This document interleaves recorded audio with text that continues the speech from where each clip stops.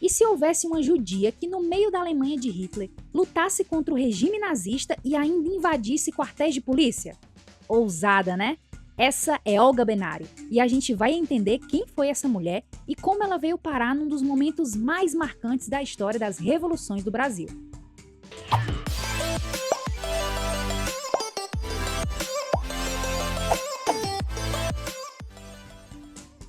A gente começa a nossa história na Alemanha de 1908, ano em que a Olga nasceu. Ela veio de uma família de origem judia e desde muito jovem começou a se engajar politicamente. Em 1928, ela começa a ganhar seu protagonismo. E ela fez isso de forma chocante, viu? Com apenas 20 anos, Olga invadiu um quartel da Gestapo, a temida polícia alemã, e salvou seu companheiro da época. Agora, imagina ter como principal bandeira de luta o combate às milícias de extrema-direita, em especial os conhecidíssimos nazistas, quase na época da Segunda Guerra Mundial. Por causa disso, em muito pouco tempo, Olga foi considerada traidora da nação e teve que fugir da Alemanha. Então, nada mais coerente do que aprofundar seus estudos políticos marxistas e militares revolucionários em Moscou, né? Enquanto Olga vivia o sonho revolucionário e a luta por seus ideais na antiga União Soviética, ela recebeu diversas missões. Porém, a missão que viria a lhe dar o título de heroína brasileira e que passaria a ser o grande trabalho da sua vida era garantir a realização de uma revolução comunista no Brasil. É aqui que a história da Olga se cruza com a nossa. E para entender ainda mais disso, precisamos conhecer quem foi Luiz Carlos Prestes. E mais do que isso, saber quais as movimentações importantes feitas por ele. Prestes era um militar brasileiro que começou a se destacar politicamente nos movimentos tenentistas da década de 20. Ele liderou a famosa Coluna Prestes, movimento que ganhou repercussão com a façanha de atravessar o país, marchando por mais de 25 mil quilômetros pelo interior em oposição ao governo do então presidente Arthur Bernardes. A Coluna Prestes surge como consequência do movimento tenentista de insatisfação dos militares com o governo oligárquico brasileiro, que ainda sustentavam a estrutura arcaica e fraudulenta da República Velha. Após uma campanha eleitoral desgastada em 1922, vários foram os conflitos entre militares e governo. Em geral, os tenentistas queriam a derrubada do governo e transformações sociais, políticas e econômicas no Brasil, como o voto secreto, a reforma do ensino público, a moralização da política, entre outros. Mas o movimento tenentista paulista perdeu força, e a coluna trouxe a possibilidade de manter a proposta revolucionária viva em uma grande marcha pelo Brasil.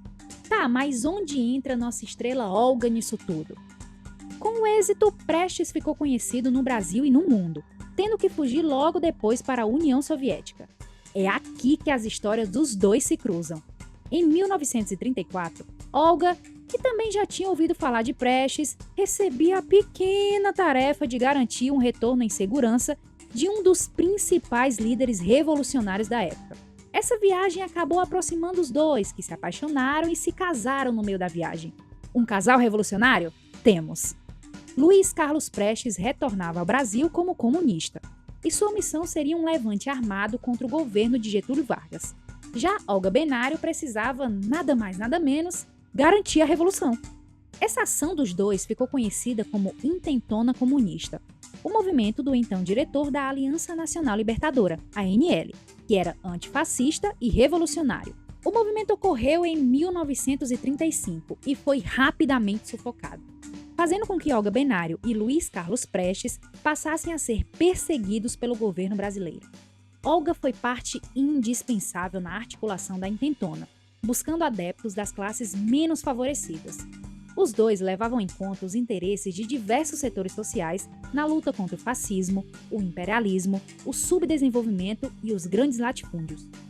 Em 1936, enquanto Olga estava grávida, o casal foi preso e Olga foi deportada para a Alemanha nazista. Esse ato acabou selando a comunhão de Getúlio Vargas com o governo de Hitler. Vocês já imaginam como isso vai terminar, né? Grávida de um revolucionário brasileiro, comunista e filha de judeus, Olga foi enviada à morte.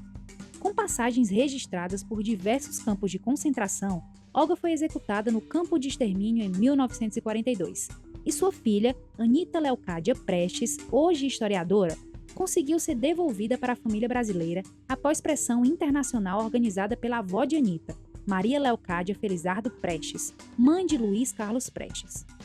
Então, galera, essa foi um pouco da história de Olga Benário, figura feminina forte e marcante que entrou para a história por seus ideais de luta e de revolução, em busca de uma sociedade melhor para todos.